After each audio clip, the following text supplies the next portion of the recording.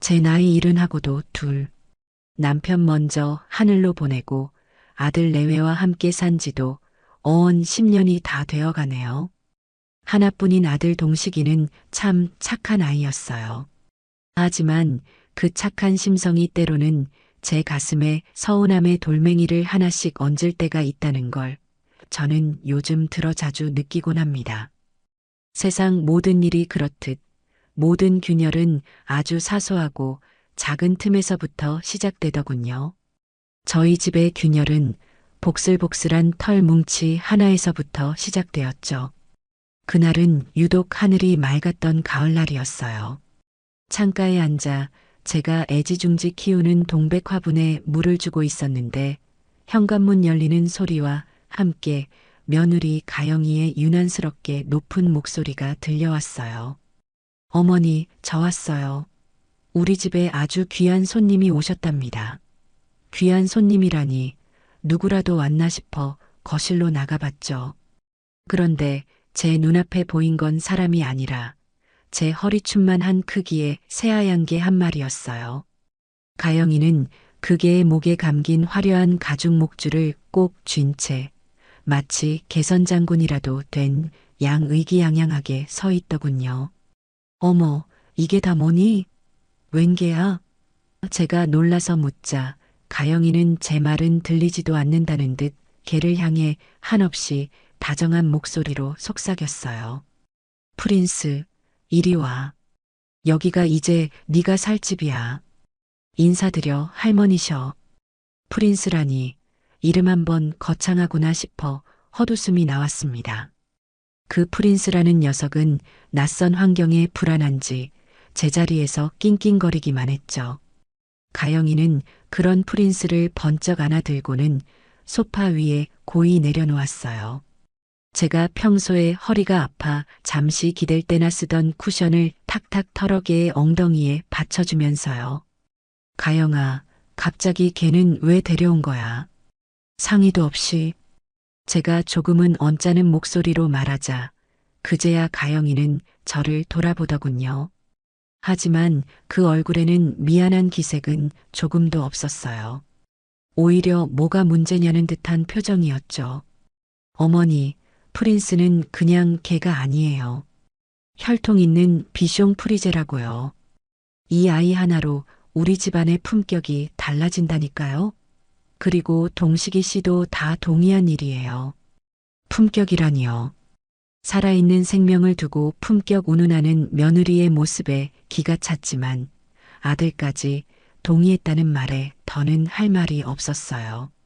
그날부터 저희 집의 모든 것은 그 프린스를 중심으로 돌아가기 시작했어요. 가영이는 프린스를 위해 방 하나를 통째로 내주더군요.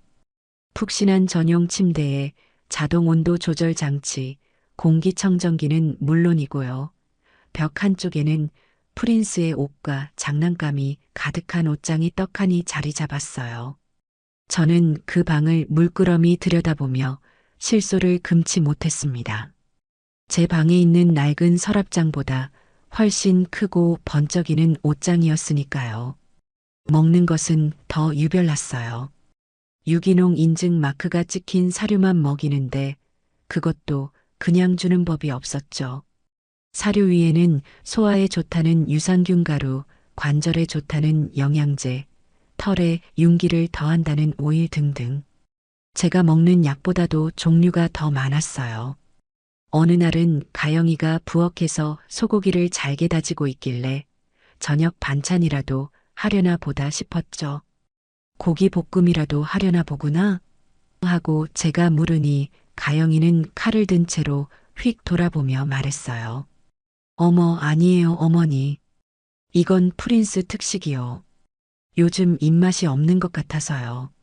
그 말에 무안해진 저는 조용히 방으로 들어올 수밖에 없었답니다. 사람 먹을 소고기는 비싸다고 늘 아껴 사던 며느리였거든요. 저녁 식사 시간이 되면 그 차별은 더욱 극명해졌어요. 식탁 밑에는 프린스의 전용 식기가 놓였고 가영이는 프린스의 밥을 먼저 챙겨주고 나서야 자리에 앉았죠. 하루는 제가 실수로 국을 조금 흘렸는데 그걸 본 가영이가 기겁을 하며 달려왔어요. 어머니, 조심 좀 하세요. 프린스가 바닥에 떨어진 거 주워 먹으면 어쩌려고 그러세요. 쟤는 위장이 예민해서 사람 음식 먹으면 큰일 나요. 라며 냅킨으로 바닥을 박박 닦아냈어요. 마치 제가 무슨 큰 죄라도 지은 사람처럼 말이죠. 그 순간 이 집에서 제 존재가 저 개보다도 못하다는 생각이 들어 서러움이 북받쳤습니다. 제 건강은 그리도 챙기는 척하면서 제 마음이 멍드는 것은 조금도 헤아리지 못하는 며느리가 야속하기만 했죠. 저는 혈압이 조금 있는 편이라 평소 음식을 싱겁게 먹어요. 며느리 가영이도 그걸 잘 알고 있었죠. 그래서 언제부턴가 제 국은 늘 소금이 빠진 맹물 같은 상태로 식탁에 올라왔어요. 처음에는 제 건강을 생각해 주나 보다 하고 고맙게 생각하기도 했어요. 하지만 시간이 지날수록 그 배려가 어딘가 뒤틀려 있다는 걸 느끼게 되었죠. 가영이는 제 국그릇을 내려놓을 때마다 꼭 한마디씩 덧붙였어요. 어머니, 제가 특별히 신경 써서 소금 안 넣고 끓였어요. 건강 생각하셔서 다 드셔야 해요. 그 말은 마치 나는 당신을 이만큼이나 챙기는 착한 며느리다라고 광고하는 것처럼 들렸답니다. 정작 자신과 아들 국그릇에는 소금이며 고춧가루며 듬뿍 넣어 얼큰하게 먹으면서 말이에요. 한 번은 제가 너무 싱거워서 간장이라도 조금 달라고 했더니 가영이가 정색을 하며 말하더군요. 어머니, 안 돼요. 의사 선생님이 짜게 먹지 말라고 하셨잖아요. 제가 어머니 건강 지켜드려야죠. 그 단호한 말투에 저는 더 이상 아무 말도 할 수 없었어요. 꼭 어린아이 취급을 받는 기분이었죠. 그러던 어느 날이었어요. 그날 저녁 메뉴는 제가 좋아하는 소고기 묵국이었죠. 모처럼 제가 좋아하는 메뉴가 나와서 내심 기대를 하고 있었어요. 잠시 후 가영이가 평소처럼 제 앞에 국그릇 하나를 퉁명스럽게 내려놓았어요. 그런데 그릇을 보는 순간 제 마음이 쿵 하고 내려앉는 것 같았죠.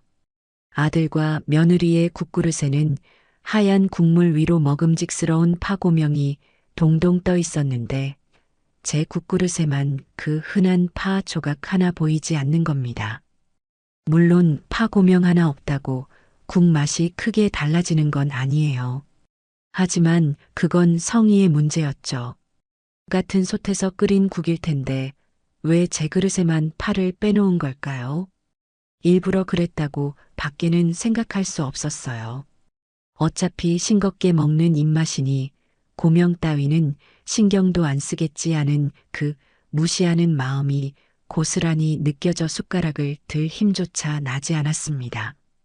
저는 애써 아무렇지 않은 척하며 아들에게 물었어요. 동식아, 오늘 국이 참 시원하고 맛있구나. 너도 그렇지? 제 말에 진짜 의도를 알아차리길 바라는 마음이었죠. 하지만 눈치 없는 아들은 그저 국물을 떠먹으며 해맑게 대답할 뿐이었어요. 응, 엄마. 맛있네. 가영이가 엄마 드신다고 신경 써서 끓였나 봐. 당신 고마워. 아들의 그 말에 가영이는 으쓱하며 대답했죠. 뭐려. 어머니 건강은 제가 챙겨야죠. 두 사람이 주고받는 대화를 들으며 저는 속으로 눈물을 삼켰습니다. 아들의 눈에는 아내의 가식적인 배려만 보이고 어미의 텅 빈 국그릇은 보이지 않는구나 싶어서요. 그날 밤 저는 잠을 이룰 수가 없었어요. 고명 없는 맹물 같은 국 한 그릇이 제 인생을 돌아보게 만들더군요. 평생을 자식 위에 헌신하며 살아왔는데 늙고 병드니 이제는 이런 대접을 받는구나 싶어 한없이 처량해졌습니다. 이것은 단순한 서운함을 넘어선 제 존재 자체를 부정당하는 듯한 깊은 모멸감이었어요. 그날 이후로 저는 가영이가 차려주는 밥상을 더 이상 기대하지 않게 되었죠. 그저 배를 채우기 위해 살기 위해 억지로 숟가락을 들 뿐이었습니다. 제게는 작은 기쁨이 하나 있었어요. 바로 베란다 한쪽에서 자라는 동백 화분이었죠. 몇 해 전 먼저 세상을 떠난 남편이 살아생전 마지막 생일 선물로 사준 것이었어요. 당신 닮아 겨울에도 꿋꿋하게 꽃을 피우는 게 참 곡구려. 하며 무심한 듯 건네던 남편의 얼굴이 지금도 눈에 선해요. 그래서 저는 그 동백나무를 남편의 분신처럼 여기며 애지중지 가꾸었죠. 매일 아침 눈을 뜨면 가장 먼저 동백나무의 잎을 닦아주고 흙이 마르지 않게 물을 주는 것이 제 하루의 시작이었습니다. 봄이 되면 연두빛 새순이 돋아나는 모습에 설레고 추운 겨울 칼바람 속에서 붉은 꽃망울을 터뜨리는 것을 보며 삶의 위안을 얻곤 했어요. 그런데 며칠 전 시골에 사는 여동생이 몸이 안 좋다고 연락이 와서 잠시 집을 비우게 되었어요. 떠나기 전날 밤 저는 며느리 가영이에게 신신당부를 했죠. 가영아, 다른 건 몰라도 저 동백나무에 물 주는 것만 잊지 말아다오. 이틀에 한 번씩만 종이컵으로 한 컵 정도 주면 된단다. 제 말에 가영이는 건성으로 대답했어요. 아, 네, 어머니. 알겠어요. 걱정 말고 다녀오세요. 그 무심한 대답이 마음에 걸렸지만 설마 살아있는 생명인데 죽게야 하겠나 싶어 애써 불안한 마음을 누르고 집을 나섰습니다. 닷새 만에 집에 돌아온 저는 현관문을 열자마자 베란다로 향했어요. 그런데 제 눈앞에 펼쳐진 광경에 저는 숨을 쉴 수가 없었습니다. 생생한 초록빛을 뽐내던 동백나무 잎사귀들이 모두 누렇게 말라비틀어져 축 늘어져 있었어요. 화분 흙은 가뭄난 논바닥처럼 쩍쩍 갈라져 있었고요. 단 한 번도 물을 주지 않은 것이 분명했죠. 제 심장이 쿵하고 바닥으로 떨어지는 것 같았어요. 저는 떨리는 손으로 화분을 붙들고 주저앉았습니다. 아가, 이게 무슨 일이냐? 목이 메어 소리조차 제대로 나오지 않았죠. 그때 마침 거실로 나온 가영이가 그 모습을 보더니 별일 아니라는 듯한 목소리로 말했어요. 어머, 어머니 오셨어요? 저런, 저 화분이 저렇게 됐네. 제가 일이 바빠서 깜빡했나 봐요. 가영이의 얼굴에는 미안함이나 안타까움 같은 감정은 전혀 찾아볼 수 없었어요. 마치 길가에 널린 돌멩이 하나를 보는 듯한 무심한 표정이었죠. 저는 가영이를 향해 울음 섞인 목소리로 소리쳤어요. 깜빡해? 너는 이게 그냥 화분으로 보이니? 이게 나한테 어떤 의미인지 알면서 어떻게 이럴 수가 있어. 제 격한 반응에 가영이는 오히려 어이없다는 듯이 저를 쳐다보더군요. 어머니, 왜 그러세요? 식물 키우는 게 얼마나 손이 많이 가는데요. 그냥 버리세요, 어머니. 제가 인터넷으로 더 크고 예쁜 걸로 주문해 드릴게요.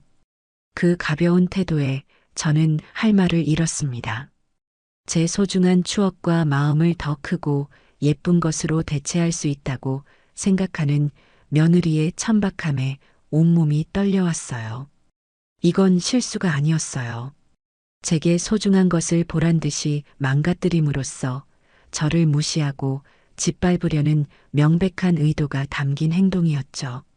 남편의 마지막 흔적이 제 유일한 낙이 이렇게 허망하게 사라져버렸다는 사실보다 그것을 아무렇지 않게 여기는 며느리의 잔인한 마음에 더 큰 상처를 받았습니다. 저는 말라비틀어진 동백나무 가지를 쓰다듬으며 한참을 소리 없이 울었습니다. 이제 이 집에서 제가 지켜야 할 것은 아무것도 남지 않았다는 것을 깨달은 순간이었어요. 제 마음속에서도 무언가 단단히 부러지고 말았습니다. 동백나무를 가슴에 묻은 그날 이후로 저는 말을 아꼈습니다. 서운한 마음을 드러내봤자 돌아오는 것은 아들의 무심한 위로와 며느리의 가시, 도친 변명뿐이라는 것을 너무나 잘 알게 되었기 때문이죠. 저는 그저 그림자처럼 이 집의 낡은 가구처럼 조용히 제 자리를 지켰어요. 하지만 제 침묵이 그들에게는 오만한 항복 선언처럼 보였던 걸까요? 가영이의 행동은 날이 갈수록 더욱 대담해지고 노골적으로 변해갔습니다. 그날 아침도 그랬죠. 주말이라 늦잠을 잔 아들 내외는 거실 소파에 나란히 앉아 텔레비전을 보고 있었어요.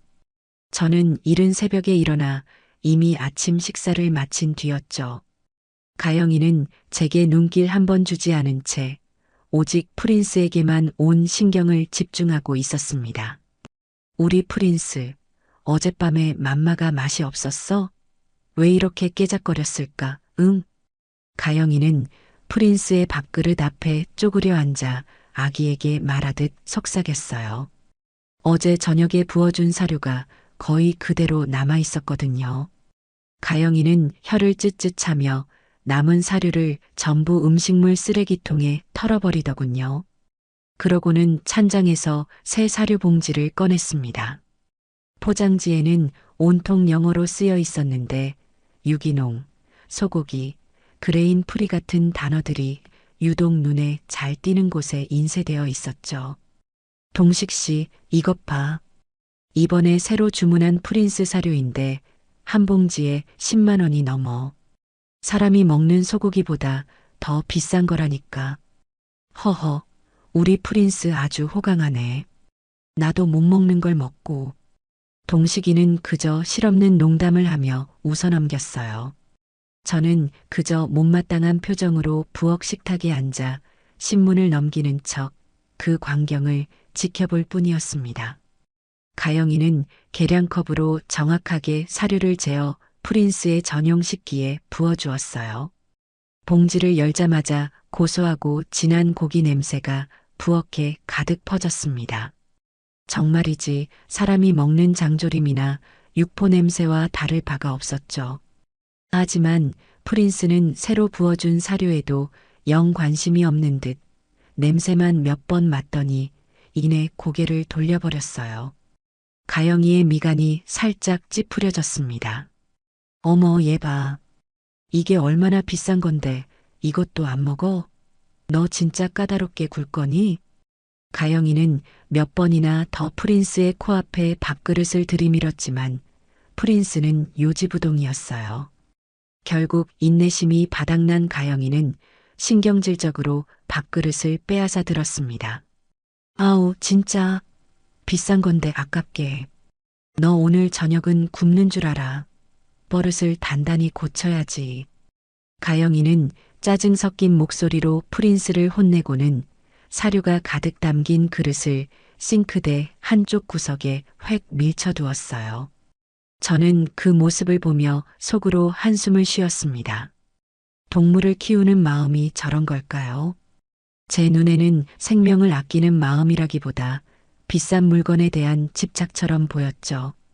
설마 그 개밥 그릇이 몇 시간 뒤 제 앞에 놓이게 될 줄은 그때는 정말 꿈에도 상상하지 못했답니다. 점심시간이 훌쩍 지난 늦은 오후가 되어서야 아들 내외는 점심을 차리기 시작했어요. 저는 속이 더부룩해서 점심은 건너뛰겠다고 했죠. 저녁 시간이 다 되어서야 슬슬 배가 고파오더군요. 부엌으로 나가니 가영이가 마침 저녁 식사를 준비하고 있었습니다. 어머니, 마침 잘 오셨네요. 배고프시죠? 식사하세요. 가영이는 평소와 달리 제법 살갑게 말하며 식탁 의자를 빼주었어요. 그리고는 제 앞에 김이 모락모락 나는 뚝배기 하나를 퉁 소리가 나게 내려놓았습니다. 어머니 좋아하시는 무 넣고 시원하게 소고기 묵국 끓였어요. 점심도 거르셨으니까 이거라도 든든하게 드셔야죠. 남기지 마세요. 저는 오랜만에 받아보는 며느리의 친절에 잠시 마음이 누그러지는 것도 같았어요. 뚝배기 안에는 큼직한 무와 함께 잘게 찢어진 고기 건더기들이 제법 푸짐하게 들어 있었습니다. 첫 술을 뜨기 위해 수저를 국에 담그는 순간 코끝에 익숙하면서도 어딘가 이상한 냄새가 훅 끼쳐왔습니다. 아침에 맡았던 프린스의 그 비싼 사료에서 나던 고기 냄새와 무척이나 흡사했죠. 에이, 설마. 내가 너무 예민하게 구는 거겠지. 저는 애써 불길한 예감을 떨쳐내며 국물 한 숟갈을 떠서 입으로 가져갔습니다. 그런데 이게 웬일일까요? 혀에 닿는 순간 역한 비린내가 확 올라오면서 속이 울렁거렸어요.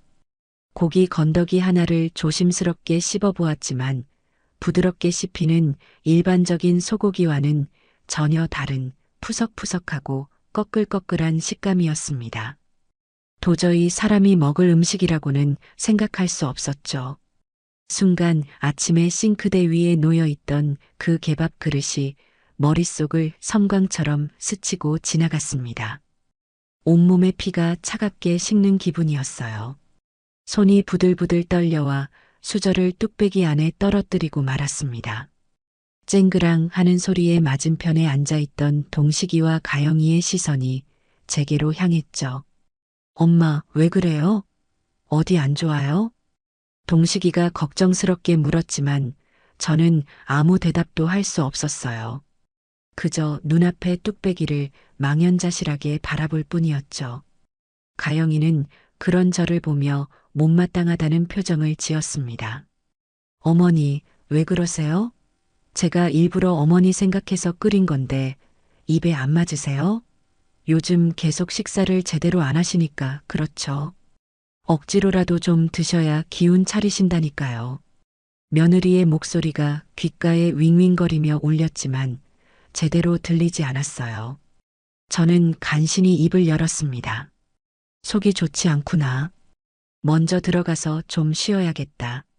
저는 비틀거리며 자리에서 일어났습니다. 제 등 뒤로 가영이의 짜증 섞인 목소리가 비수처럼 날아와 꽂혔죠. 어머, 진짜. 정성껏 차려드렸더니 또 저러시네. 저러다 쓰러지시기라도 하면 다 내 탓이라고 할 거면서. 저는 그 말을 애써 못 들은 척 방으로 들어와 문을 닫았습니다.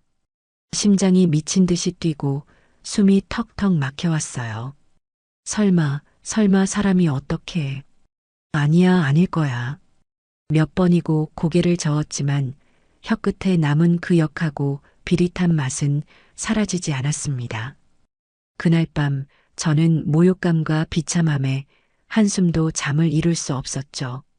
밤이 깊어 모두가 잠든 시각, 타는 듯한 갈증에 잠에서 깼습니다. 물이라도 한 잔 마셔야겠다 싶어 조심스럽게 방문을 열고 부엌으로 나갔어요. 그런데 이게 웬일일까요? 부엌 불이 환하게 켜져 있었고 가영이가 허리를 숙여 분리수거 쓰레기를 정리하고 있더군요. 제 발소리에 놀란 가영이가 화들짝 놀라며 고개를 들었어요. 어머니, 안 주무시고 뭐 하세요? 저는 대답 대신 가영이가 정리하던 쓰레기 더미로 시선을 옮겼습니다. 그리고 보고야 말았죠. 제 눈을 의심할 수밖에 없는 광경을요. 플라스틱 분리수거함에는 아침에 프린스가 먹지 않아 싱크대에 밀쳐두었던 바로 그 사료 그릇이 깨끗하게 비워진 채 놓여 있었고 음식물 쓰레기통에는 제가 낯이 익은 무 조각들이 나뒹굴고 있었습니다. 그리고 그 옆 종이 분리수거함 맨 위에 아침에 가영이가 프린스에게 자랑하던 그 유기농 소고기 사료의 텅 빈 포장지가 버려져 있었어요. 모든 퍼즐 조각이 완벽하게 맞춰지는 순간이었습니다. 아, 내가 먹은 것이 정말 개밥이었구나. 온몸에서 힘이 쭉 빠져나가며 현기증이 났습니다. 저는 비틀거리며 식탁 의자를 붙잡고 겨우 몸을 가눴죠. 제 표정을 본 가영이도 무언가 잘못되었다는 것을 직감했는지 얼굴이 하얗게 질리기 시작했어요. 저는 아무 말도 하지 않았습니다. 그저 차갑고 서늘한 눈으로 며느리를 쏘아볼 뿐이었죠.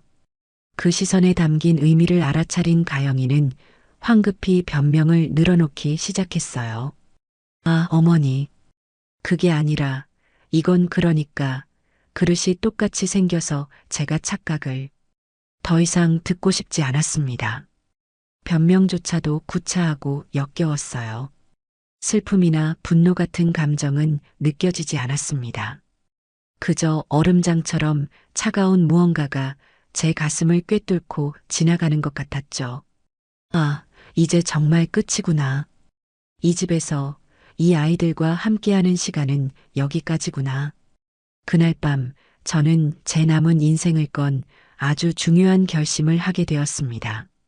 이것은 단순한 다툼이 아니었어요. 인간의 존엄에 관한 문제였습니다. 그 끔찍한 밤이 지나고 다음 날 아침이 밝았습니다. 밤새 한숨도 자지 못했지만 정신은 오히려 맑고 차가웠어요. 저는 아무 일도 없었다는 듯 평소와 똑같은 시간에 일어나 조용히 제 방을 정리하고 거실로 나갔습니다. 밤늦게까지 잠들지 못했던 가영이는 아직 일어나지 않았더군요. 저는 식탁에 앉아 물 한 잔을 마시며 앞으로 제가 무엇을 해야 할지 차분하게 생각하기 시작했습니다. 이제 와서 며느리의 머리채를 잡고 악을 쓰며 싸우는 것은 아무 의미도 없는 일이었죠. 그래봤자 동식이는 또 아내의 편을 들 것이고 저는 그저 늙고 병들어 정신이 오락가락하는 노인네 취급을 받으며 이 싸움에서 패배하게 될 것이 분명했어요. 그렇게 질 수는 없었습니다. 제가 당한 모욕은 감정적인 분풀이로 끝낼 수 있는 성질의 것이 아니었으니까요. 이건 제 남은 인생의 존엄을 건 싸움이었죠. 저는 외출 준비를 하고 집을 나섰습니다. 향한 곳은 동네의 작은 문구점이었어요. 그곳에서 손바닥만 한 크기의 작은 수첩과 잘 써지는 볼펜 한 자루를 샀습니다. 집으로 돌아온 저는 식탁에 앉아 어젯밤에 있었던 일을 최대한 객관적이고 상세하게 기록하기 시작했어요. 날짜와 시간, 그리고 며느리 신가영이 프린스가 먹다 남은 개밥에 물을 넣고 국을 끓여 저녁 식사로 줌이라는 문장을 쓰는데 손이 덜덜 떨려왔습니다. 눈물이 쏟아질 것 같았지만 저는 이를 악물고 참았어요. 지금은 울 때가 아니었죠. 그날을 시작으로 저는 매일 밤 그 수첩을 채워나갔습니다. 단지 개밥 사건뿐만이 아니었어요.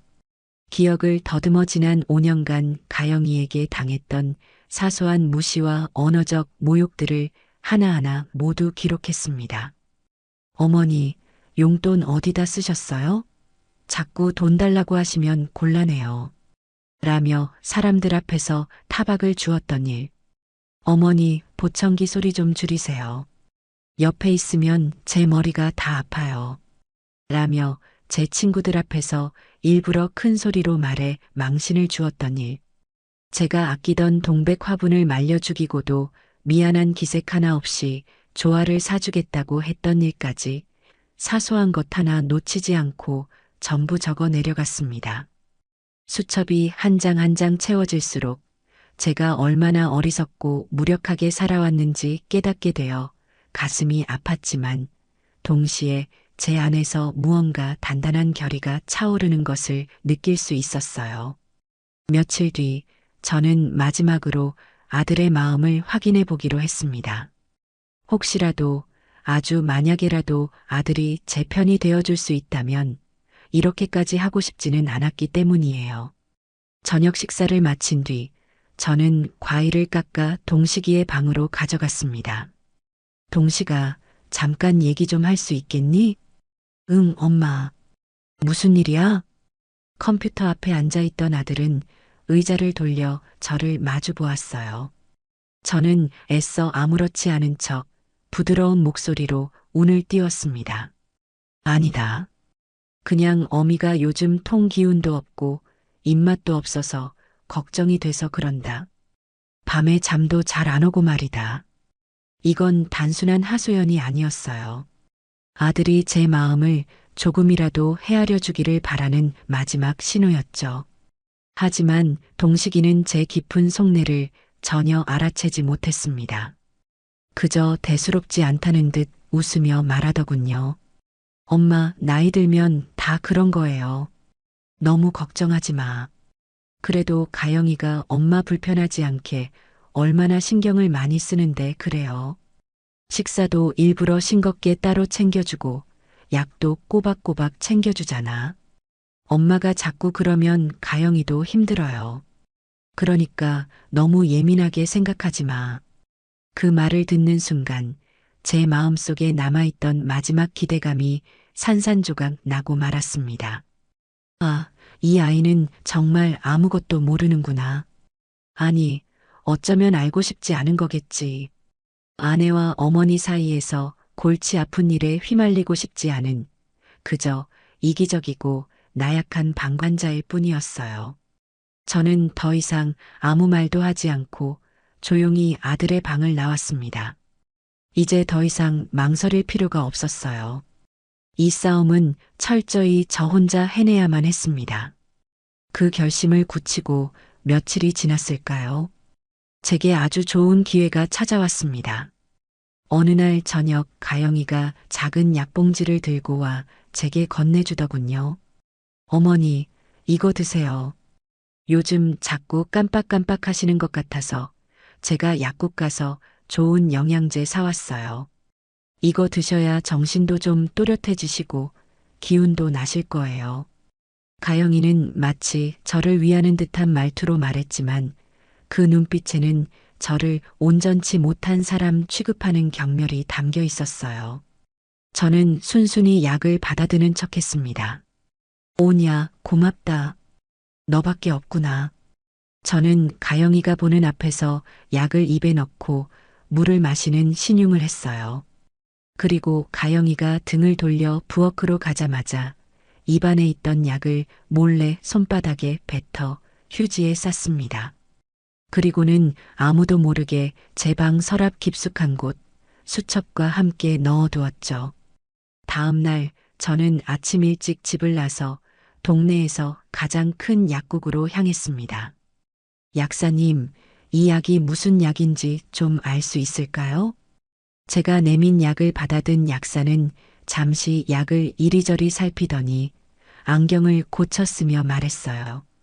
어르신, 이 약은 의사 처방전 없이는 팔 수 없는 전문 의약품인데요. 주로 노인성 우울증이나 초기 치매 증상 완화에 쓰이는 약입니다. 혹시 어디서 나셨어요? 약사의 말을 듣는 순간 온몸에 소름이 돋았습니다. 영양제라더니 저를 정신이 온전치 못한 사람으로 만들려고 이런 짓까지 한 것이었어요.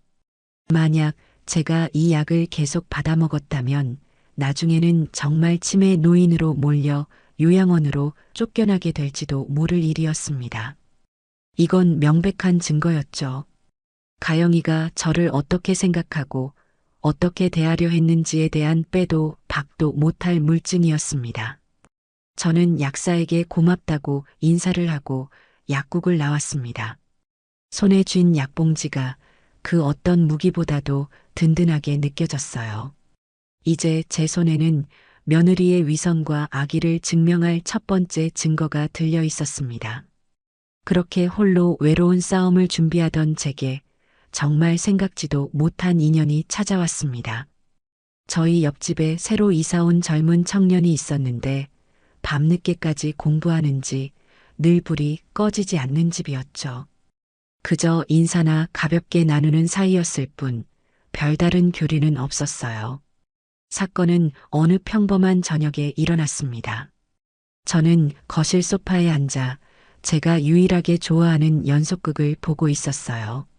제가 귀가 조금 어두운 편이라 저도 모르게 텔레비전 소리를 조금 크게 키웠던 모양입니다. 부엌에서 설거지를 하던 가영이가 잔뜩 신경질이 난 목소리로 소리쳤어요. 어머니, 텔레비전 소리 좀 줄이세요. 귀가 어두우시면 보청기를 끼시든가 해야지. 온 동네 떠나가겠네. 옆집에서 시끄럽다고 쫓아오면 어쩌려고 그러세요? 아, 정말 창피해 죽겠네. 가영이의 날카로운 목소리는 쩌렁쩌렁하게 집안을 울렸습니다. 저는 무안한 마음에 황급히 리모컨을 찾아 소리를 줄였죠. 바로 그때였습니다. 딩동하고 현관 초인종이 울렸어요. 가영이는 거 봐요. 쫓아왔잖아요. 라고 저를 쏘아붙이며 신경질적으로 현관문을 열었습니다. 문 밖에는 옆집에 사는 그 청년이 서 있었어요. 저 안녕하세요. 옆집에 사는 박준서라고 합니다. 네. 그런데 무슨 일이시죠? 혹시 시끄러우셨어요? 죄송합니다. 저희 어머니가 귀가 좀 안 좋으셔서 가영이는 이미 모든 잘못을 제 탓으로 돌릴 준비를 하고 있었죠.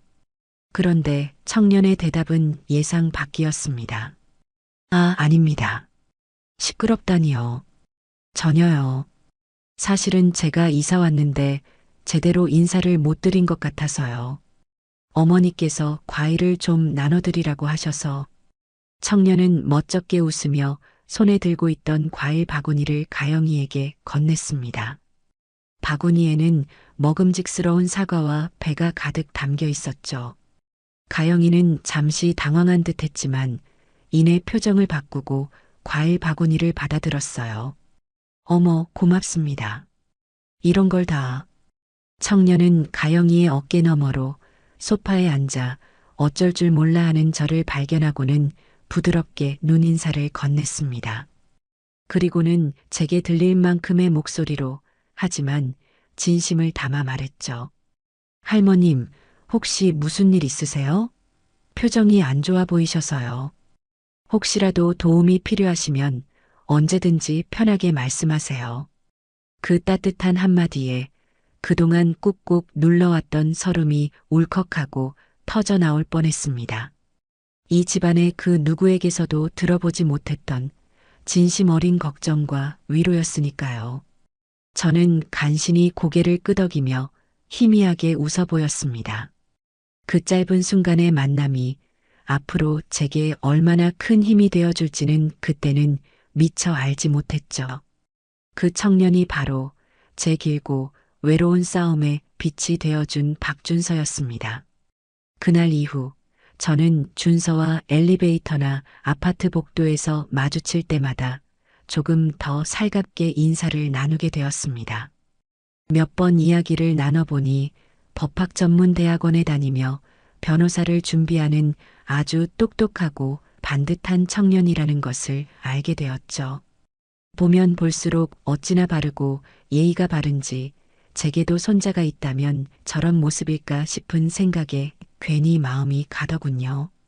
하루는 분리수거를 하러 나갔다가 마침 집으로 돌아오던 준서와 마주쳤어요. 준서는 제 손에 들린 무거운 쓰레기 봉투를 보더니 망설임 없이 다가와 대신 들어주었습니다. 할머니, 제가 들어드릴게요. 무거우시죠? 아이고, 괜찮은데. 학생 공부하느라 힘들 텐데. 준서는 제 만류에도 아랑곳하지 않고 봉투를 받아들어 분리수거장까지 함께 걸어가 주었어요. 돌아오는 길 준서가 조심스럽게 제게 물었습니다. 할머님, 저번에 보니까 많이 힘들어 보이시던데 혹시 아직도 힘든 일 있으세요? 저는 잠시 망설였습니다. 이런 속 깊은 이야기를 이렇게 어린 청년에게 털어놓아도 될까 싶어서요.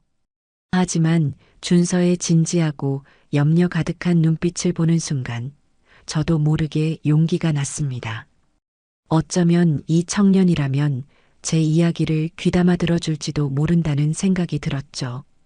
저는 아파트 벤치에 준서와 나란히 앉아 그동안 있었던 일들을 조금씩 털어놓기 시작했습니다.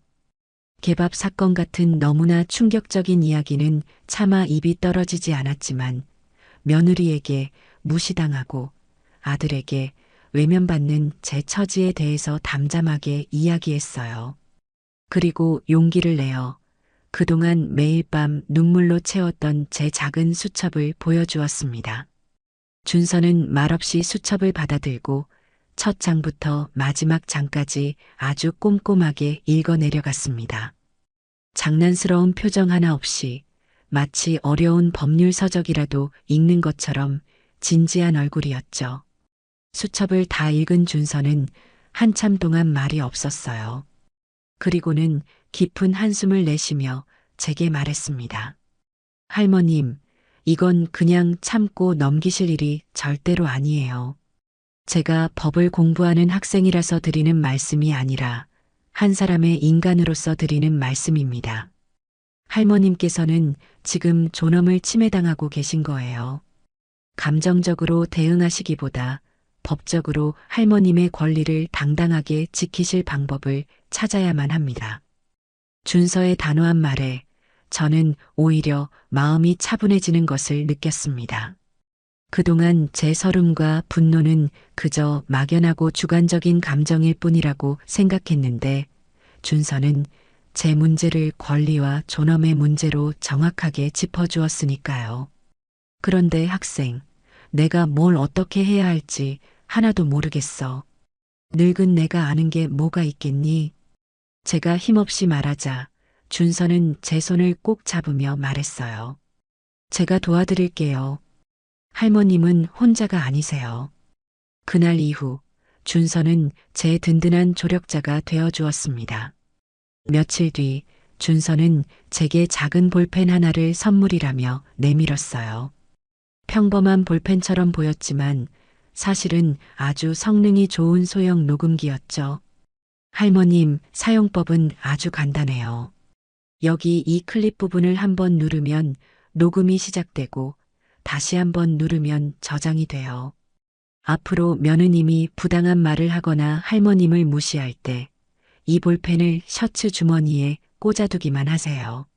수첩에 적는 기록도 중요하지만 이렇게 생생한 목소리가 담긴 증거는 그 무엇보다 강력한 힘을 가지게 될 거예요. 결정적인 순간에 이 작은 펜이 할머님을 지켜줄 가장 든든한 방패가 되어줄 겁니다. 저는 떨리는 손으로 그 볼펜을 받아들었습니다. 작고 가벼운 볼펜이었지만 제게는 천군만마를 얻은 것처럼 든든하고 무겁게 느껴졌어요. 이제 더 이상 혼자서 외롭게 눈물만 삼키지 않아도 된다는 생각에 꺼져가던 희망의 불씨가 다시 타오르는 것 같았습니다. 제 인생의 가장 어두운 밤에 드디어 한 줄기 빛이 비치기 시작한 것이죠. 옆집 청년 박준서 학생이 쥐어준 볼펜 모양 녹음기는 제게 단순한 기계 이상이었습니다. 그건 위축되었던 제 마음에 심어준 작은 용기의 씨앗이었고 더 이상 혼자가 아니라는 든든한 증표였죠. 저는 그날 이후로 외출할 때마다 그 볼펜을 낡은 스웨터 주머니에 클립까지 단정하게 꽂고 다녔습니다. 아직은 녹음 버튼을 누를 용기까진 내지 못했지만 그 차가운 감촉만으로도 괜히 어깨가 펴지는 것 같았어요. 준서 학생은 제게 이런 조언도 해주었습니다. 할머님, 지금부터는 조금 연기를 하셔야 해요. 며느님이 할머님을 어떻게 생각하는지 그 밑바닥까지 전부 드러나게 만들어야 결정적인 증거를 더 많이 잡을 수 있어요. 처음에는 그게 무슨 소린가 싶었죠. 평생을 진솔하게만 살아온 제게 연기라니요. 하지만 준서 학생의 차분한 설명을 듣고 나니 그것이 제 자신을 지키기 위한 가장 현명한 싸움의 방식이라는 것을 깨닫게 되었습니다. 제 반격은 그렇게 아주 조용하고 은밀하게 시작되었습니다. 첫 번째 연기는 실수였습니다. 어느 날 오후 가영이가 거실에서 프린스의 발톱을 다듬어주고 있을 때였어요. 저는 물을 마시기 위해 일부러 그 옆을 지나 부엌으로 향했죠. 그리고 물컵을 들고 돌아서다 마치 발이 꼬인 것처럼 살짝 비틀거리며 물컵을 놓치고 말았습니다. 쨍그랑 요란한 소리와 함께 유리컵이 산산조각 났고 물이 값비싼 페르시안 카펫 위로 흥건하게 쏟아졌어요. 어머, 어머니, 지금 뭐 하시는 거예요? 가영이가 기겁을 하며 자리에서 벌떡 일어났습니다. 저는 잔뜩 겁먹은 표정으로 주저앉아 어쩔 줄 몰라 하는 연기를 했죠. 아이고, 내가 정신이 없어서 그만. 미안하다, 정말 미안하다, 얘야. 미안하면 다해요? 이게 얼마짜리 카펫인 줄 아세요? 진짜 왜 이렇게 칠칠치 못하세요? 사람이 나이를 먹으면 좀 조심성이라도 있어야지. 맨날 사고만 치시고. 가영이는 제게 괜찮냐고 묻기는커녕 카펫 걱정에 발을 동동 구르며 온갖 날 선말들을 쏟아냈습니다. 저는 고개를 푹 숙인 채 스웨터 주머니에 꽂아둔 볼펜의 클립을 힘껏 눌렀어요. 딸깍 하는 작은 소리와 함께 빨간 불빛이 희미하게 깜빡이는 것을 느낄 수 있었습니다. 제 첫 번째 증거가 녹음되는 순간이었죠. 동식 씨, 동식 씨, 이리 좀 와봐요. 어머니가 또 일 저질렀어. 가영이는 방에 있는 동식이를 고래고래 소리쳐 불렀습니다. 놀라서 뛰쳐나온 아들은 바닥에 주저앉아 있는 저와 엉망이 된 거실을 보고는 깊은 한숨을 내쉬었죠. 엄마, 또 왜 그랬어? 다치진 않았고? 나는 괜찮다. 괜찮아. 그냥 내가 잠시 현기증이 나서. 제 말은 들리지도 않는지 가영이는 동식이에게 삿대질까지 해가며 불평을 늘어놓았습니다. 들었죠? 현기증이래요. 요즘 계속 저러신다니까. 이러다 집에서 크게 다치시기라도 하면 어쩔 거예요? 병원에 한번 제대로 모시고 가보든가 해야지. 정말 불안해서 같이 못 살겠네. 그 모든 대화는 제 주머니 속 작은 녹음기에 고스란히 담기고 있었습니다. 저는 아들과 며느리의 걱정 어린 질책을 들으며 속으로는 얼음처럼 차가운 미소를 짓고 있었어요. 너희가 나를 어떻게 생각하는지 이제 똑똑히 기록해주마. 그날 이후 저의 연기는 날이 갈수록 능숙해졌습니다. 일부러 했던 말을 또 하고 물건을 어디에 두었는지 기억하지 못하는 척했죠. 얘야, 오늘이 며칠이더라? 하고 물었다가 1시간쯤 뒤에 다시 오늘이 무슨 요일이지? 하고 묻는 시기였습니다. 그럴 때마다 가영이는 노골적으로 혀를 차거나 들릴 듯 말 듯한 목소리로 진짜 답답해라고 중얼거렸죠. 물론 그 모든 순간에 제 주머니 속 볼펜은 묵묵히 제 역할을 수행하고 있었습니다. 가영이는 제 연기에 완벽하게 속아 넘어간 듯 했어요. 저에 대한 경계심을 완전히 풀고 이제는 저를 없는 사람 혹은 곧 없어져야 할 귀찮은 짐처럼 대하기 시작했습니다. 그리고 마침내 제게 가장 결정적인 증거를 스스로 제 손에 쥐어주었죠. 그날도 저는 몸이 좋지 않다는 핑계로 일찌감치 방에 들어와 누워 있었습니다.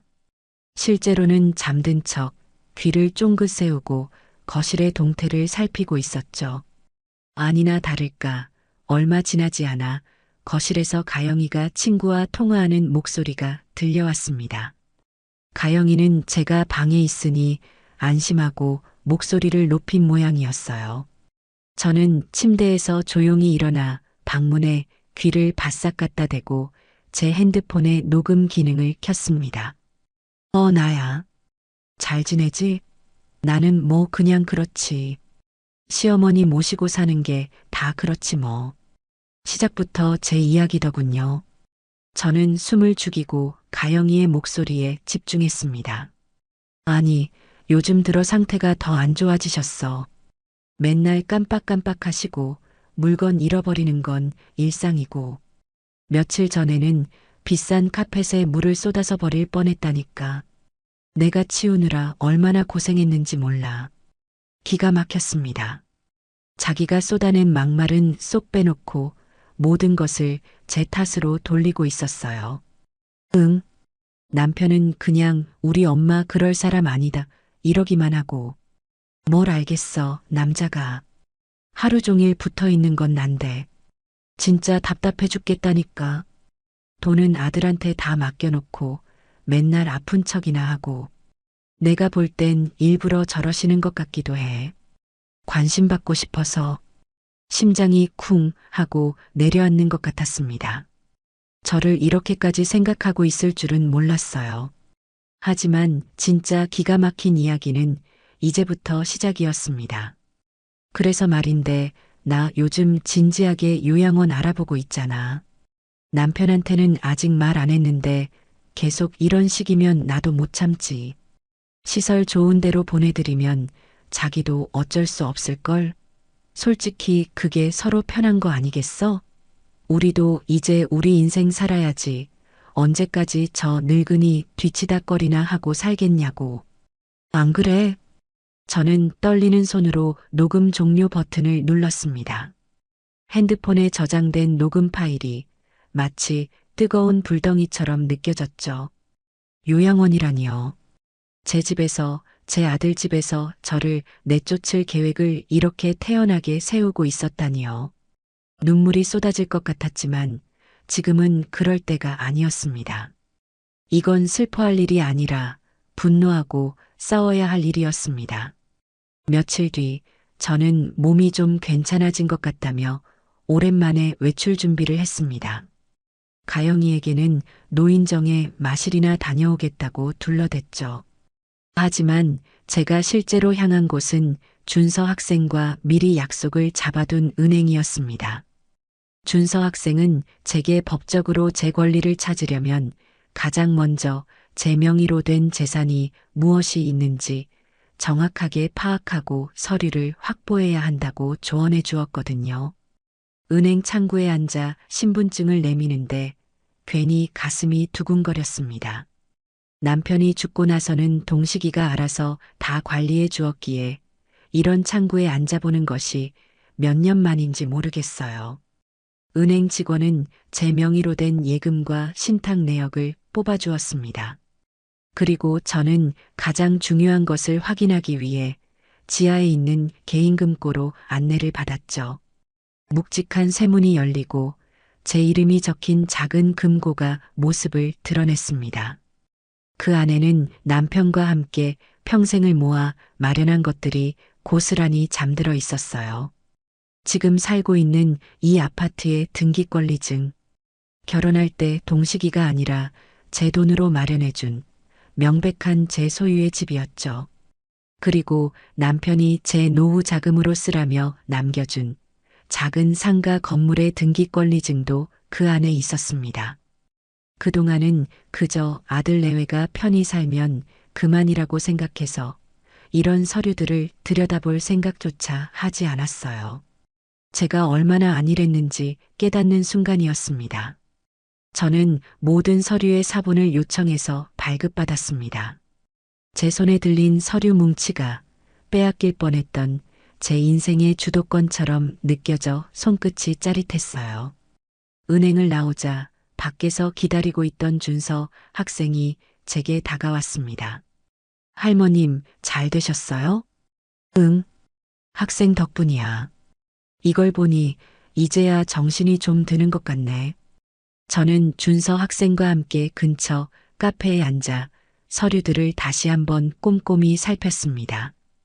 준서는 법률 용어들을 하나하나 쉽게 풀어서 설명해 주었고, 앞으로 제가 무엇을 준비해야 하는지 체계적으로 알려주었어요. 이 서류들은 절대 며느님이나 아드님 눈에 띄지 않는 곳에 잘 보관하셔야 해요. 그리고 오늘 발급받은 모든 서류는 사진으로 찍어서 제게도 보내주세요. 만일의 사태에 대비해서 저도 가지고 있어야 해요. 저는 준서의 말대로 서류들을 핸드폰으로 모두 찍어 전송했습니다. 집으로 돌아오는 길, 저는 더 이상 무력한 늙은이가 아니었어요. 제 손에는 며느리의 아기가 담긴 녹음 파일과 제 인생의 소유권을 증명하는 서류들이 들려 있었습니다. 반격의 서막은 이미 올랐고 이제 저는 판을 뒤흔들 준비를 마친 참이었습니다. 며느리 신가영은 제가 아무것도 모른다고 확신하는 듯 했습니다. 제가 연기하는 깜빡깜빡하는 노인의 모습에 완전히 방심한 가영이는 제 앞에서 더욱 오만하고 무례하게 굴었죠. 하지만 저는 더 이상 예전처럼 속으로만 눈물을 삼키지 않았습니다. 오히려 그럴수록 제 목표는 더욱 선명해졌고 제 계획은 더욱 치밀해져 갔습니다. 이제는 방어만 할 때가 아니라 공격을 시작할 때였죠. 첫 번째 목표는 아들 동식이의 굳게 닫힌 눈과 귀를 여는 것이었습니다. 기회는 생각보다 빨리 찾아왔어요.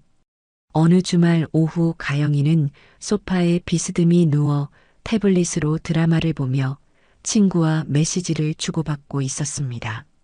저는 일부러 그 주변을 어슬렁거리며 뜨개질거리를 찾는 척했죠. 가영이는 제게 신경도 쓰지 않은 채 핸드폰 화면을 두드리며 낄낄거리고 있더군요. 바로 그때였습니다. 가영이의 친구에게서 새로운 메시지가 도착했는지 잠시 화면에 알림창이 떴다 사라졌어요. 제 눈은 그 짧은 순간을 놓치지 않았습니다. 그래서 요양원 상담은 받아봤어? 라는 문장이 선명하게 보였죠. 심장이 쿵 하고 뛰었지만 저는 애써 태어난 척했습니다. 잠시 후 가영이는 드라마에 완전히 빠져들었는지 핸드폰을 소파 쿠션 옆에 아무렇게나 던져두고는 태블릿에 콜을 받고 있었어요. 저는 바로 지금이 기회라고 생각했죠. 얘야, 내 돋보기가 통 보이질 않는구나. 혹시 못 봤니? 저는 가영이의 시선을 다른 곳으로 돌리기 위해 일부러 말을 걸었습니다. 가영이는 귀찮다는 듯 화면에서 눈도 떼지 않은 채 손을 휘휘 저었죠. 어머니 돋보기를 제가 어떻게 알아요? 늘 쓰시는 곳에 있겠죠. 좀 찾아보세요. 그 틈을 타 저는 재빨리 소파 옆으로 다가가 돋보기를 찾는 척하며 가영이의 핸드폰을 집어들었습니다. 잠금 화면이 풀려 있는 상태였죠. 저는 떨리는 손으로 메시지 앱을 열어 방금 가영이가 친구와 나눈 대화를 찾아냈습니다. 그리고 그 대화 내용 전체를 내 아들 동식이라고 저장된 아들의 번호로 전달했어요. 요양원 이야기는 물론이고 저를 돈만 축내는 늙은이라고 칭하는 내용까지 전부 포함된 아주 자극적인 대화였죠. 메시지를 보내자마자 저는 제가 보낸 메시지를 가영이의 핸드폰에서 곧바로 삭제했습니다. 모든 것은 단 10초 만에 이루어졌죠. 그리고는 마치 아무 일도 없었다는 듯 핸드폰을 원래 자리에 슬쩍 내려놓았습니다. 잠시 뒤 동식이에게서 곧바로 전화가 걸려왔어요. 가영이는 짜증을 내며 전화를 받았죠. 아, 왜 전화야? 나 지금 드라마 보는 거 안 보여? 저는 일부러 더 크게 말하며 가영이의 신경을 긁었습니다. 아이고, 찾았다. 여기 있었구나. 내가 정신이 없어서 소파 밑에 떨어뜨렸나 보네. 전화기 너머로 동식이의 당황한 목소리가 들려왔습니다. 너가 방금 나한테 이상한 메시지 보냈다가 지웠어? 가영이는 무슨 소리냐는 듯 미간을 찌푸렸죠. 저는 그때를 놓치지 않고 가영이에게 다가가 말했습니다. 어머, 내가 뭘 잘못 눌렀나 보구나. 아까 돋보기 찾다가 네 핸드폰을 잠깐 만졌는데 늙으면 눈도 침침하고 손가락도 마음대로 안 움직여서 큰일이야. 미안하다. 저는 천연덕스럽게 연기했어요. 가영이는 제 말을 듣고는 아, 어머니가 잘못 보내셨나 봐요. 별거 아니에요. 라며 대수롭지 않게 전화를 끊었습니다. 하지만 저는 알고 있었죠. 동식이는 분명히 그 메시지의 일부라도 보았을 겁니다. 시어머니, 요양원 같은 단어들만 보았더라도 그 아이의 마음속에 아주 작은 의심의 씨앗 하나쯤은 심어졌을 테니까요. 그 씨앗에 물을 주고 싹을 틔우는 것은 이제부터 저의 몫이었습니다. 다음 계획은 CCTV 설치였습니다. 준서 학생과 의논하며 가장 공을 들인 계획이었죠. 무작정 달자고 하면 가영이가 반대할 것이 뻔했기에 아주 그럴듯한 명분이 필요했습니다. 며칠 뒤 저는 부엌에서 저녁 식사를 준비하다가 일부러 가스레인지 위에 올려둔 냄비를 새까맣게 태우고 말았습니다. 집안은 금세 매캐한 연기로 가득 찼고 화재 경보기가 요란하게 울리기 시작했죠. 퇴근해서 돌아온 동식과 가영이는 난장판이 된 집을 보고 경악했습니다. 저는 잔뜩 풀이 죽은 모습으로 아들에게 말했어요. 동식아, 미안하다. 내가 요즘 정신이 오락가락해서 국을 올려놓고 깜빡 잠이 들었나 봐. 이러다 정말 큰 불이라도 낼까봐 무서워서 어떡하니. 제 눈에는 두려움과 자책의 눈물이 그렁그렁 맺혀 있었습니다. 물론 그것 또한 계산된 연기였죠. 제 진심 어린 걱정에 아들의 마음이 움직이기 시작했습니다. 엄마, 괜찮아. 이만하길 다행이지. 앞으로는 조심 좀 해. 조심한다고 되니? 내가 내 정신을 믿을 수가 없는데. 그래서 말인데, 동시가 거실에다가 CCTV 하나만 달아주면 안 되겠니? 내가 밖에 나갔을 때도 니들이 핸드폰으로 가스불이 켜져 있는지 확인할 수 있고, 나도 내가 뭘 잊어버렸는지 돌려볼 수 있잖니? 그러면 좀 안심이 될 것 같구나. 제 간절한 부탁에 얼마 전 메시지 사건으로 마음 한구석이 찜찜했던 동식이는 기다렸다는 듯 고개를 끄덕였습니다. 효자 노릇이라도 해서 마음의 빚을 덜고 싶었을 테죠. 알았어, 엄마. 걱정 마. 그거 얼마 한다고. 내가 내일 당장 사람 불러서 달아줄게. 역시나 옆에서 듣고 있던 가영이가 발끈하고 나섰습니다. 어머니, 뭘 그런 걸 달아요? 집안에 카메라를 다는 게 어디 있어요? 꼭 어머니 감시하는 것 같잖아요. 기분 나쁘게. 감시라니 당치도 않다. 내 안전을 위해서 그러는 거지. 니들도 내가 걱정돼서 하루 종일 신경 쓰이느니 차라리 한 번씩 들여다보는 게 마음 편하지 않겠니? 화재 예방이 제일 중요하잖니. 저는 안전과 화재 예방이라는 누구도 반박할 수 없는 이유를 내세웠습니다. 동식이도 제 편을 들었죠. 가영아, 당신도 봤잖아. 오늘 정말 큰일 날 뻔했어. 엄마 말씀대로 하는 게 좋겠어. 이건 우리 모두를 위한 거야. 가영이는 더 이상 반대하지 못하고 입을 꾹 다물었습니다. 불만 가득한 표정이었지만 이미 명분은 제게 있었죠. 다음 날 설치 기사님이 방문해 거실과 부엌이 가장 잘 보이는 곳에 작은 CCTV를 설치했습니다. 이제 이 집안에서 일어나는 모든 일은 24시간 기록될 겁니다. 가영이는 이제 자신만의 성 안에 갇힌 것이나 다름없었어요. 저는 보이지 않는 거미줄을 촘촘히 쳐나가고 있었습니다. 마지막으로 저는 이 모든 싸움을 법적으로 매듭 지어줄 전문가를 만나야만 했습니다. 준서 학생은 자신의 지도 교수님을 통해 여성 인권 문제에 정통한 베테랑 여성 변호사 한 분을 소개해 주었어요. 저는 준서와 함께 변호사 사무실을 찾았습니다. 남편이 죽은 뒤로는 병원 말고는 갈 일이 없었는데 법률사무소라는 낯선 간판 앞에 서니 다시금 가슴이 떨려왔죠. 사무실에서 만난 변호사님은 생각보다 젊고 아주 이지적인 인상이었습니다. 저는 그분 앞에 제가 그동안 모아온 모든 것을 꺼내놓았습니다. 매일 밤 눈물로 기록했던 작은 수첩, 가영이의 막말이 담긴 녹음 파일들, 그리고 저를 치매 환자로 만들 뻔했던 약국 약봉지까지. 변호사님은 제 수첩을 읽어내려가며 미간을 찌푸렸고 녹음 파일을 들으면서는 분노를 감추지 못하더군요. 그리고 제가 마지막으로 아주 어렵게 개밥국 사건의 전말을 털어놓았을 때 변호사님의 표정은 충격과 경악으로 굳어버렸습니다. 어머님, 세상에 정말. 변호사님은 한동안 말을 잇지 못하고 그저 안타까운 눈으로 저를 바라보았어요. 그리고는 제 손을 꼭 잡아주며 말했습니다. 어머님, 정말 힘드셨겠습니다. 이건 단순한 가족 간의 불화가 아닙니다. 명백한 학대이자 인간의 존엄성을 짓밟은 용서받을 수 없는 행위예요. 걱정하지 마세요.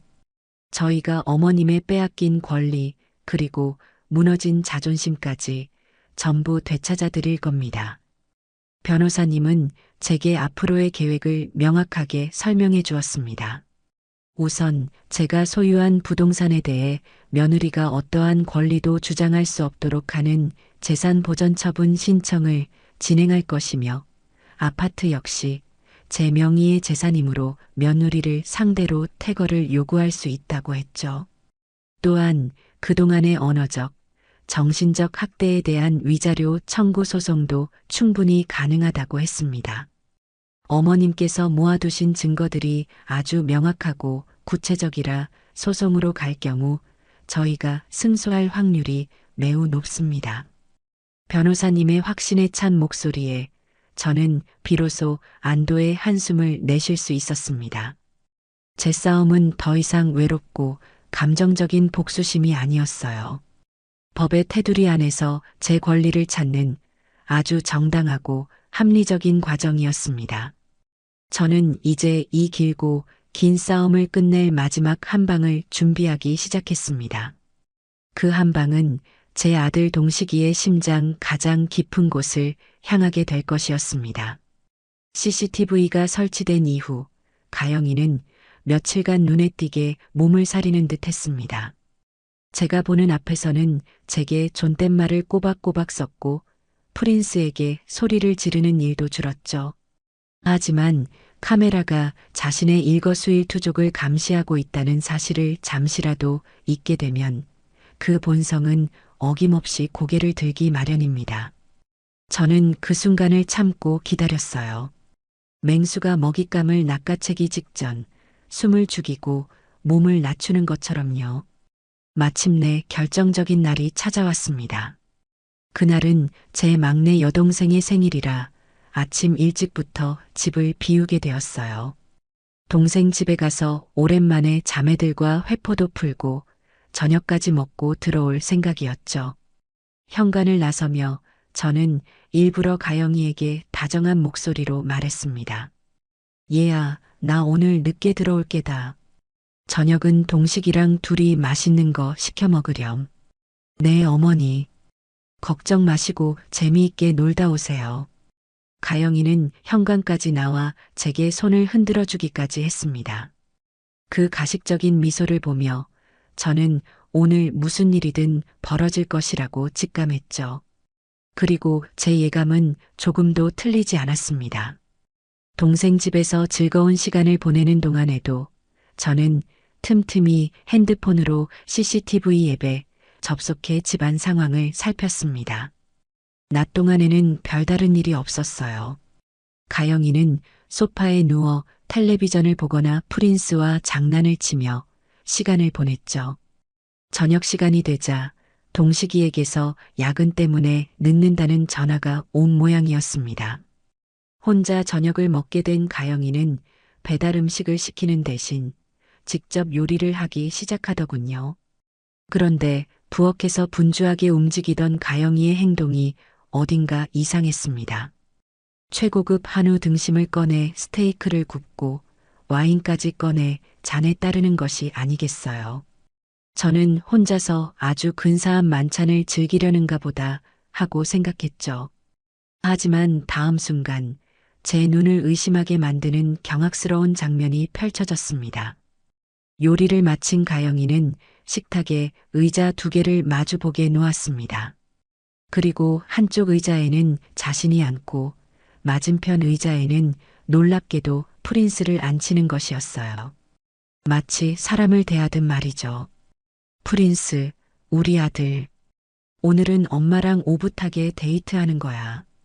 좋지? 가영이는 프린스 앞에 접시에 자신이 구운 스테이크의 절반을 큼직하게 썰어 놓아 주었습니다.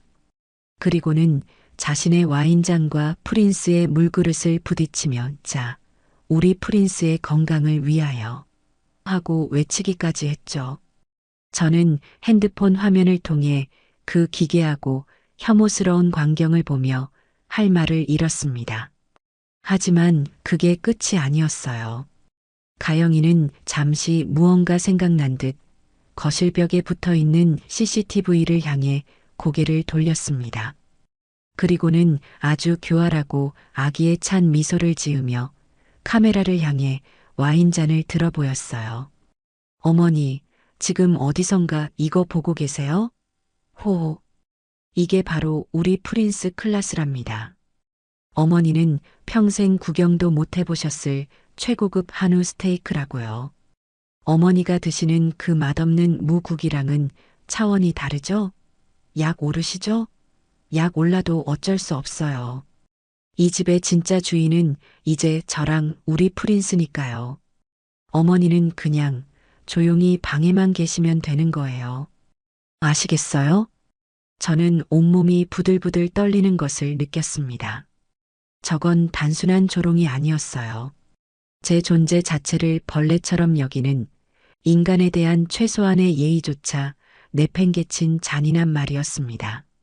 저는 그 즉시 화면 녹화 버튼을 눌렀습니다. 가영이의 저주와도 같은 목소리, 프린스와 마주 앉아 스테이크를 먹는 그 모든 장면이 제 핸드폰에 고스란히 담겼습니다. 이 영상은 제 아들 동식이의 심장에 박힐 가장 날카로운 비수가 될 것이었습니다. 그날 밤 저는 일부러 아주 늦은 시간에 집으로 돌아갔습니다. 동식이는 이미 퇴근해서 거실 소파에 앉아 저를 기다리고 있었죠. 엄마, 이제 와? 동생분 생신은 잘 챙겨드렸고? 뭐냐? 오랜만에 보니 좋더구나. 저는 아들의 옆에 조용히 앉았습니다.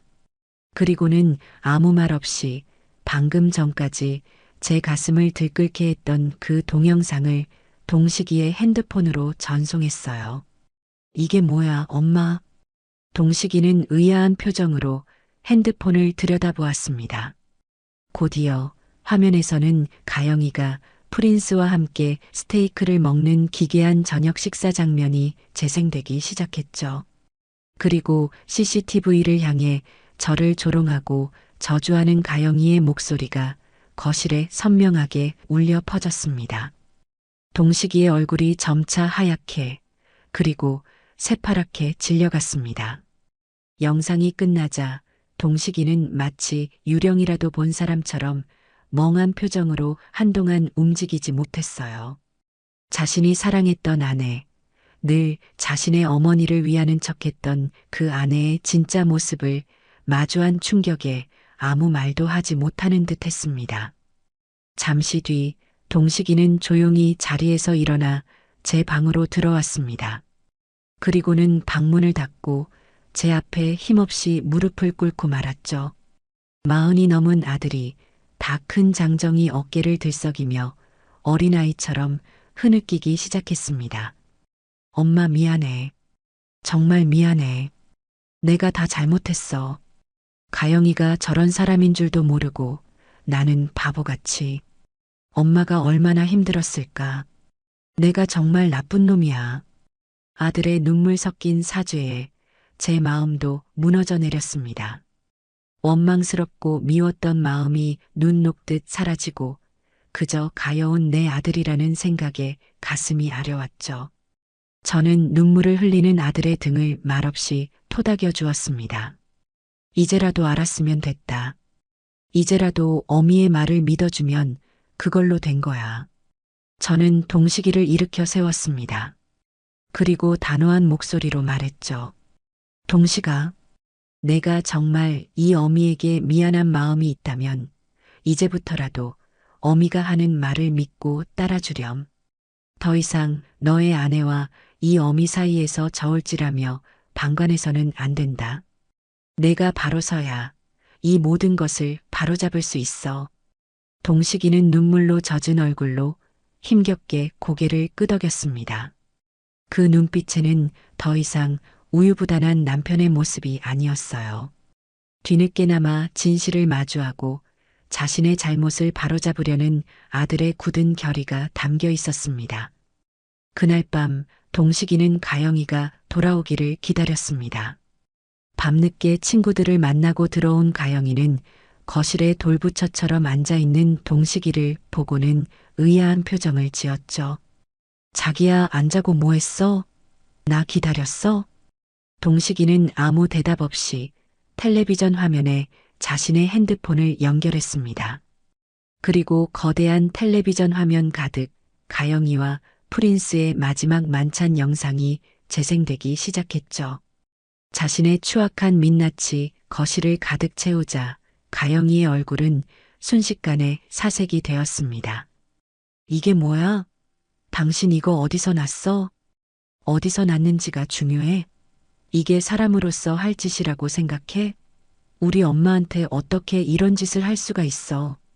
동식이는 평생 처음으로 가영이에게 언성을 높였습니다. 하지만 가영이는 자신의 잘못을 인정하고 용서를 빌기는커녕 오히려 적반하장으로 나왔습니다. 뭐, 사람이 할 짓? 당신 어머니는 사람으로서 할 짓해서 나한테 그랬어? 당신 어머니가 먼저 나를 얼마나 무시하고 구박했는데 나는 스트레스 풀 데도 없어서 그랬어. 그리고 당신은 뭐야? 왜 맨날 엄마 편만 들어? 당신은 내 남편이야. 아니면 당신 엄마 아들이야. 가영이의 뻔뻔한 태도에 동식이는 완전히 이성을 잃고 말았습니다. 닥쳐. 어디서 엄마 탓을 해. 당신이 인간이라면 최소한의 양심이라도 있다면 이럴 수는 없는 거야. 우리 이제 끝내자. 끝내자는 동식이의 마지막 말에 가영이의 기세도 한풀 꺾였습니다.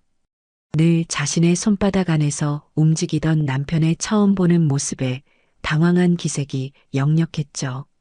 두 사람의 신뢰와 사랑은 그날 밤 산산조각이 나고 말았습니다.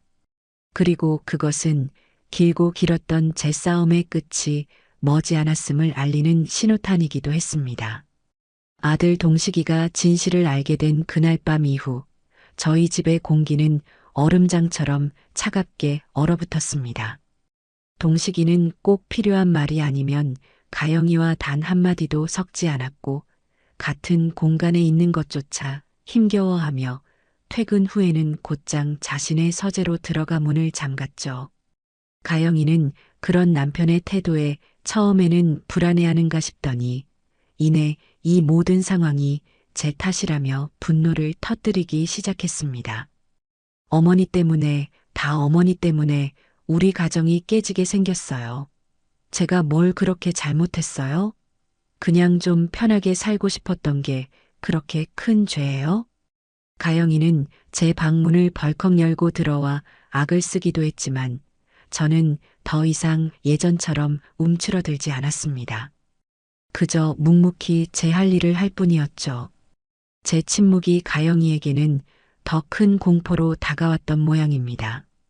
자신이 무슨 짓을 저질렀는지 그리고 그 대가가 무엇일지 어렴풋이 짐작하기 시작한 것이겠죠. 궁지에 몰린 쥐는 고양이를 문다고 하던가요.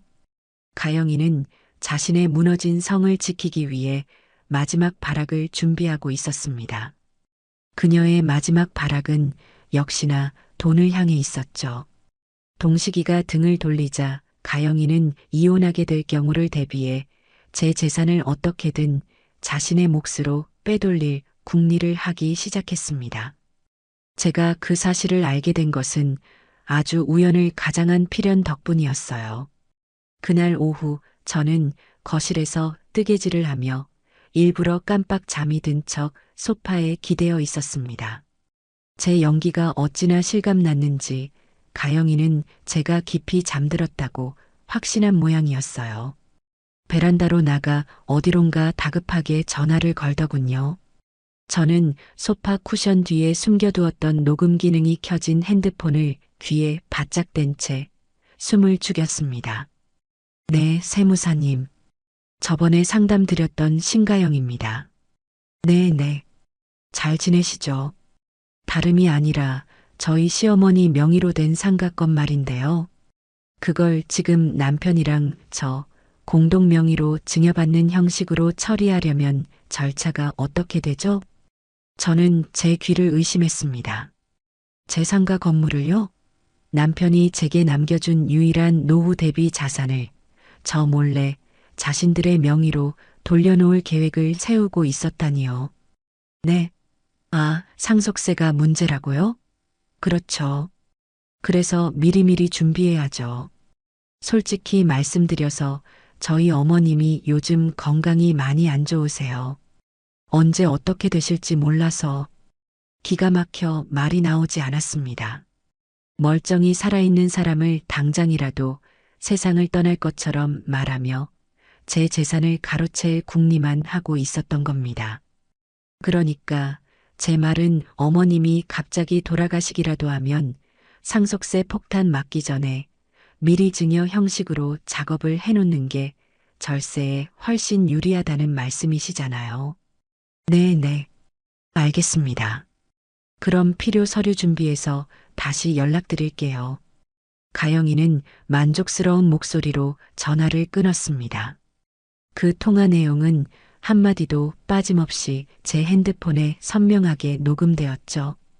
저는 잠에서 막 깬 사람처럼 일부러 부스스한 모습으로 일어나 기지개를 켰습니다. 가영이는 베란다에서 나오다 저와 눈이 마주치자 화들짝 놀라더군요. 어머니, 주무시는 거 아니었어요? 응, 잠시 졸았나 보구나. 날이 좋아서 그런지 잠이 솔솔 오네. 저는 아무것도 모른다는 듯 천진하게 웃어 보였습니다. 가영이는 애써 표정을 관리하며 안도의 한숨을 내쉬었죠. 저는 그날 저녁 퇴근한 동식이에게 조용히 그 녹음 파일을 들려주었습니다. 자신의 어머니가 당장 죽기만을 기다리는 사람처럼 말하며 재산을 빼돌릴 궁리를 하는 아내의 목소리를 들은 동식이의 얼굴은 이제는 더 이상 창백해질 수 없을 만큼 하얗게 질려 있었습니다. 그것은 아내에 대한 마지막 남은 신락 같은 미련마저 완전히 끊어내는 확인 사살과도 같은 순간이었죠. 그리고 며칠 뒤 저는 이 모든 지긋지긋한 연극을 끝낼 마지막 무대를 준비했습니다. 그날은 동식이의 생일이었어요. 저는 오랜만에 실력을 발휘해 아들이 좋아하는 음식들로 상다리가 휘어지게 저녁상을 차렸습니다. 갈비찜, 잡채, 미역국까지. 집안에는 오랜만에 음식 냄새가 진동했죠. 어색한 분위기 속에서도 동식이는 제 정성을 생각해 억지로 자리에 앉았고 가영이도 마지못해 그 맞은편에 앉았습니다. 아무 말 없이 식사만 이어지던 그 숨막히는 정적 속에서 제가 조용히 입을 열었습니다. 오늘따라 우리 프린스가 기운이 없어 보이네. 밥은 먹었니? 제 뜬금없는 질문에 동식과 가영의 시선이 제게로 향했죠. 가영이는 경계심 가득한 눈으로 저를 쏘아보며 퉁명스럽게 대답했습니다. 네. 아까 사료 줬어요. 저런. 사료만 먹어서 기운이 없나 보구나. 특식을 좀 챙겨줘야지. 저는 그 말을 마치고 자리에서 일어나 부엌으로 향했습니다. 그리고 찬장에서 얼마 전 가영이가 제게 개밥국을 끓여주었던 바로 그 뚝배기와 똑같이 생긴 것을 꺼내 들었죠. 그리고는 남은 사료를 그 뚝배기에 가득 부어 프린스가 늘 밥을 먹는 거실 구석 자리에 내려놓았습니다. 달그락. 뚝배기가 바닥에 놓이는 소리와 함께 가영이의 얼굴에서 핏기가 싹 가시는 것을 저는 똑똑히 보았습니다. 손에 들고 있던 수저를 접시에 떨어뜨릴 정도로 사색이 되어 저를 바라보더군요. 동식이는 아직 상황 파악이 되지 않는지 어리둥절한 표정으로 제게 물었습니다. 엄마, 그 뚝배기는 왜 프린스 밥그릇으로 써요? 사람 쓰는 그릇인데. 저는 아주 온화하고 자애로운 미소를 지으며 아들을 향해 말했습니다. 제 목소리는 조금의 떨림도 없이 맑고 단단했죠. 아니다, 아들아. 내가 가만히 보니 이게 원래 이거 주인이 따로 있었던 것 같아서 그런다. 그저 제자리를 찾아준 것뿐이야. 그 순간 동식이의 눈빛이 흔들리기 시작했습니다. 제 말의 의미, 그리고 하얗게 질린 채 아무 말도 못하고 입술만 파르르 떨고 있는 아내의 표정이 무엇을 의미하는지 그제야 모든 조각을 맞추기 시작한 것이죠. 동식이는 믿을 수 없다는 표정으로 저와 가영이를 번갈아 쳐다보았습니다. 거실에는 프린스가 뚝배기 속 사료를 맛있게 먹는 소리만이 섬뜩할 정도로 선명하게 울려 퍼졌습니다. 그것은 가영이의 죄를 고발하는 소리이자 이 집안의 위선적인 평화가 끝났음을 알리는 장송곡과도 같았죠. 동식이의 생일잔치는 그렇게 최악의 만찬으로 끝이 났습니다. 그리고 바로 다음 날 저는 이 모든 것을 매듭짓기 위해 변호사님을 집으로 모셨습니다. 거실 테이블을 사이에 두고 저와 변호사님 그리고 동식이가 한쪽에 앉았고 그 맞은편에는 잔뜩 겁에 질린 가영이가 홀로 앉아 있었죠. 그것은 취조이자 심판의 자리였습니다. 저는 변호사님께 눈짓을 보냈습니다.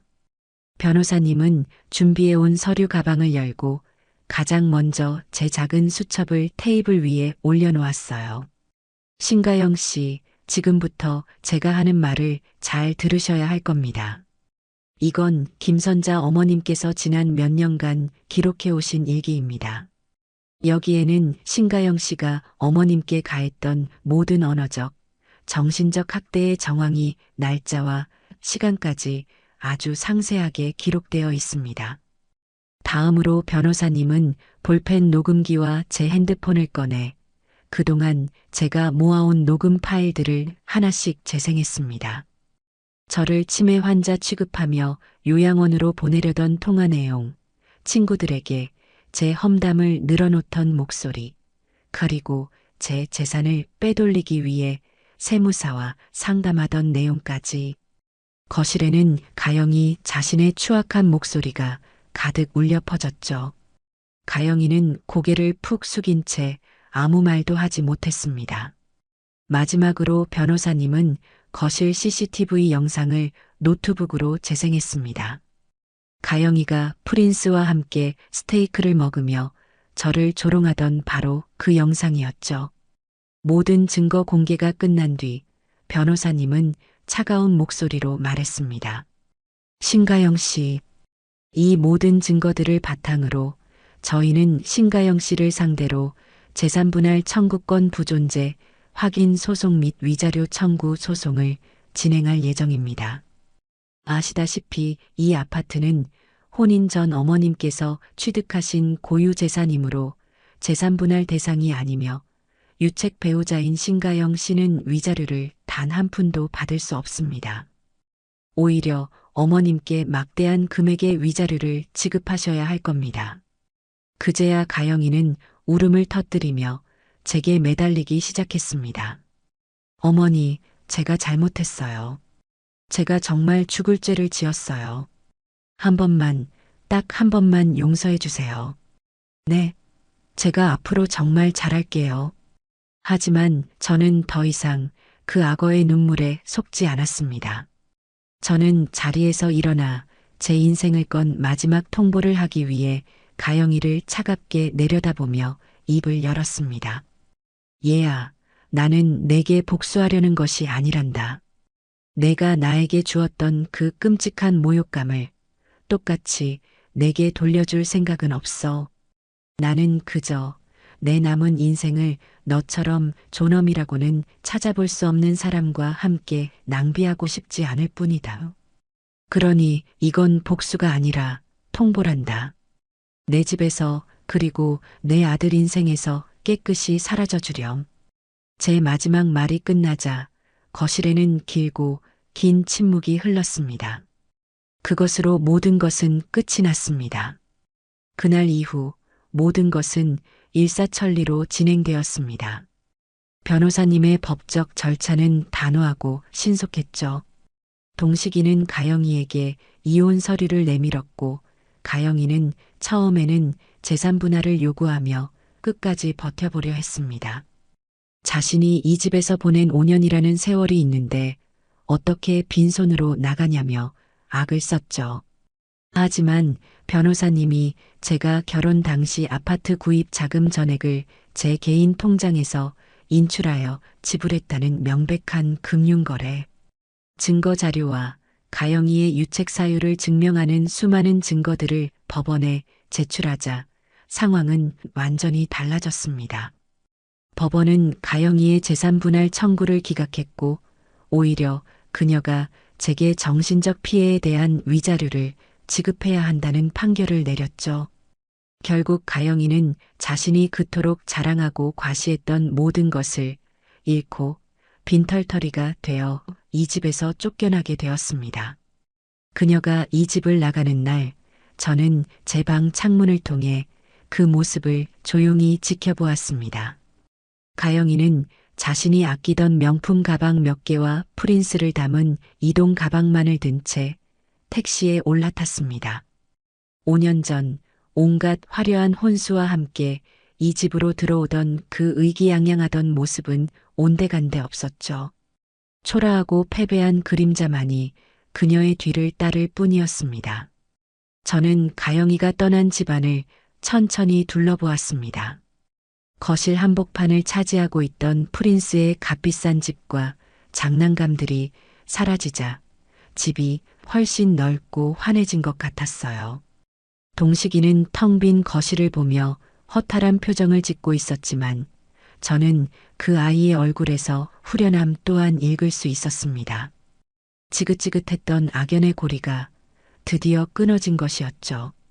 궁지에 몰린 가영이는 자신의 친구들에게 연락해 저와 동식이가 얼마나 악독하게 자신을 내쫓았는지 눈물로 호소하며 동정을 구하려 했던 모양입니다. 자신의 친구들만큼은 자신의 편이 되어줄 것이라고 믿었던 것이겠죠. 하지만 그녀는 저와 준서 학생의 치밀함을 너무 얕보고 있었습니다. 저는 준서 학생의 도움을 받아 예전에 녹음해두었던 가영이의 통화 파일들을 편집했습니다. 바로 가영이가 자신의 친구들을 험담하던 내용들이 담긴 파일이었죠. 김민정? 걔는 명품만 밝히는 속물이야. 남편 돈 아니면 아무것도 아니잖아. 박수진 남편 얼마 전에 사업부도 났다며? 어쩐지 요즘 나한테 돈 빌려달라는 소리를 하더라. 걔랑은 이제 연락 끊어야지. 등등 입에 담기 힘든 말들이 가득했습니다. 준서 학생은 익명의 이메일 계정을 만들어 각각의 녹음 파일을 해당 친구들에게 정확하게 전달했습니다. 자신의 험담이 담긴 녹음 파일을 직접 듣게 된 친구들의 반응은 불을 보듯 뻔했죠. 얼마 지나지 않아 동네 미용실에 갔다가 우연히 그 친구 중 한 명의 통화 내용을 엿듣게 되었습니다. 나야. 너도 신가영한테 연락 왔었어? 어머, 미친 거 아니야? 자기가 내 욕하고 다닌 녹음 파일까지 돌아다니는데 뭐가 억울하다고 우리한테 연락을 해?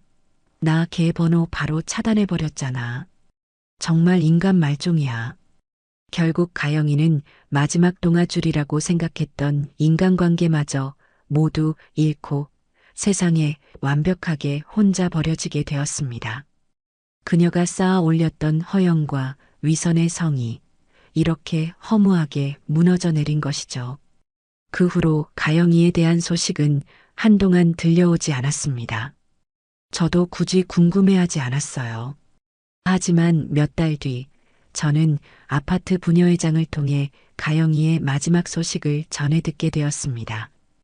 허름한 원룸으로 쫓겨난 가영이에게 남은 것은 오직 프린스뿐이었는데 당장 자신의 생계도 막막한 처지에 프린스의 최고급 유기농 사료와 간식 그리고 미용 비용을 감당할 능력이 없었던 모양입니다.